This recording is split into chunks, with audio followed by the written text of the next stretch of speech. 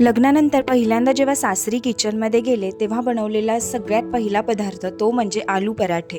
कारण हे आलू पराठे ना बनवायला जितके सोपे आहेत, खायला तितकेच भन्नाट लागतात. त्यासाठी बटाटे उकडवून घ्यायचे आहे, ते चांगले स्मॅश करून त्याच्यामध्ये हळद, हिंग, मिरची पावडर आणि मीठ घालायचे आहे. कांदा, कोथिंबीर बारीक चिरून घालायचा आहे. अशा बेसिक मसाल्यांमध्ये आपलं हे बटाट्याचं सारण तयार होतं. त्यानंतर चपातीला मळतो त्याप्रमाणे कणिक मळून घेतलेली आहे. त्याचे 2 छोटे गोळे घ्यायचे आहेत, ते लाटायचे आहेत. एका लाटीवरती बटाट्याचं सारण भरायचं, त्यावरती दुसरी लाटी ठेवून ती व्यवस्थित फोल्ड करून आपल्याला याचा छान असा पराठा तयार करून घ्यायचा आहे. पराठे हे थोडेसे जाडसरच खायला छान लागतात.